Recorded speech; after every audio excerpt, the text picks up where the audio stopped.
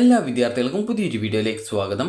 ഈ വർഷത്തെ MG university degree കോഴ്സുകളിലേക്കുള്ള trial അലോട്ട്മെൻറ്റിന് ശേഷമുള്ള പുതുതായിട്ടുള്ള അപേക്ഷയും അതുപോലെ ട്രയൽ അലോട്ട്മെൻറ്റിന് ശേഷം വിദ്യാർത്ഥികൾക്ക് അപേക്ഷയിലെ ഓപ്ഷനുകൾ ഉൾപ്പെടെ ഏതൊരു വിവരങ്ങളും തിരുത്തുന്നതിനുള്ള അവസരവും വിദ്യാർത്ഥികൾക്ക് ഇന്ന് അവസാനിക്കും. അപ്പോൾ ഇതുവരെ അപേക്ഷ നൽകാത്ത വിദ്യാർത്ഥികൾ ഉണ്ടെങ്കിൽ ഇന്ന് വൈകുന്നേരത്തിനകം നിങ്ങളുടെ അപേക്ഷ നൽകാനായിട്ട് ശ്രദ്ധിക്കുക.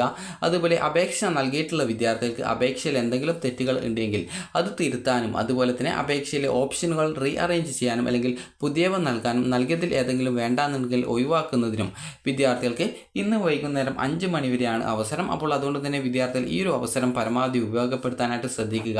ഇനി വിദ്യാർത്ഥികൾ എങ്ങനെ ഈ ഒരു അപേക്ഷ എഡിറ്റ് ചെയ്യണം എന്നുള്ള കാര്യം കൂടി നമുക്ക് നോക്കാം.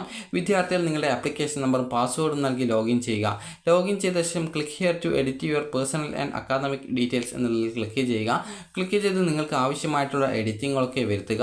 അതിനുശേഷം അപ്ഡേറ്റ് ബട്ടണിൽ ക്ലിക്ക് ചെയ്യുക. ക്ലിക്ക് ചെയ്യുന്ന മുമ്പ് വിദ്യാർത്ഥികൾക്ക് എന്തെങ്കിലും മാറ്റങ്ങൾ വീണ്ടും വരുത്തേണ്ടതുണ്ടോ എന്നുള്ള കാര്യങ്ങൾ കറക്റ്റായിട്ട് മനസ്സിലാക്കുക.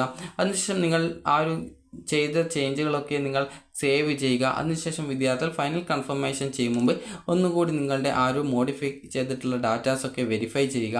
വെരിഫൈ ചെയ്ത ശേഷം മാത്രം അപേക്ഷ ഫൈനൽ കൺഫർമേഷൻ ചെയ്യുകയും അതിനുശേഷം ഫൈനൽ കൺഫർമേഷൻ ചെയ്ത ശേഷം അതിൻ്റെ പ്രിൻ്റ് ഔട്ട് എടുത്ത് നിങ്ങളുടെ കയ്യിൽ സൂക്ഷിച്ച് വെക്കുകയും ചെയ്യുക. അപ്പോൾ ഇത്ര മാത്രമാണ് വിദ്യാർത്ഥികൾക്ക് നിങ്ങളുടെ ആപ്ലിക്കേഷൻ മോഡിഫിക്കേഷൻ ചെയ്യുന്നതിനായിട്ടുള്ള രീതി എന്ന് പറയുന്നത്. അപ്പോൾ അതുകൊണ്ട് തന്നെ വിദ്യാർത്ഥികൾ ഇതുവരെ ഈ ഒരു MG യൂണിവേഴ്സിറ്റിയിലേക്കുള്ള അപേക്ഷ നൽകിയിട്ടില്ലെങ്കിൽ അപേക്ഷ നൽകാനായിട്ട് ശ്രദ്ധിക്കേണ്ടതാണ്. അതുപോലെ സ്പോർട്സ്, കൾച്ചറൽ കോട്ട, PD കോട്ട എന്നിവയിലേക്കുള്ള ഫൈനൽ റാങ്ക് ലിസ്റ്റ് വന്നിട്ടുണ്ടായിരുന്നു. അപ്പോൾ ഫൈനൽ റാങ്ക് ലിസ്റ്റ് പ്രകാരം വിദ്യാർത്ഥികൾക്ക് അലോട്ട്മെൻറ്റ് കിട്ടാൻ സാധ്യതയുള്ള കോളേജ് ഉണ്ടെങ്കിൽ കോളേജിൽ കോൺടാക്ട് ചെയ്ത് വിദ്യാർത്ഥികൾക്ക് അഡ്മിഷൻ നേടാവുന്നതാണ്.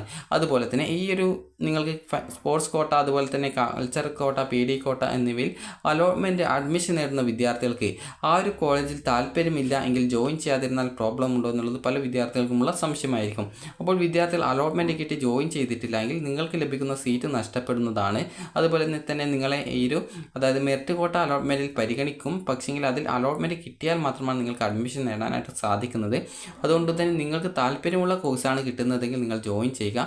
അല്ലെങ്കിൽ നിങ്ങൾക്ക് നിങ്ങളുടെ താല്പര്യപ്രകാരം നിങ്ങൾക്ക് എന്താണ് തോന്നുന്നത് അത് ചെയ്യുക. അതിനുശേഷം നിങ്ങൾക്ക് ഈ ഒരു അലോട്ട്മെൻറ്റ് അത് മെറിറ്റ് കോട്ട അലോട്ട്മെൻറ്റ് കിട്ടുകയാണ് എങ്കിൽ നിങ്ങൾക്ക് ആ ഒരു രീതിയിൽ ജോയിൻ ചെയ്യാവുന്നതാണ്. പ്രത്യേകം ശ്രദ്ധിക്കേണ്ടത് മെറിറ്റ് കോട്ടയിൽ അലോട്ട്മെൻറ്റ് കിട്ടിയിട്ടില്ലെങ്കിൽ ജോയിൻ ചെയ്യാൻ സാധിക്കുന്നില്ല. അലോട്ട്മെൻറ്റ് കിട്ടിയാൽ മാത്രമാണ് ജോയിൻ ചെയ്യാനായിട്ട് നിങ്ങൾക്ക് പറ്റുകയുള്ളൂ.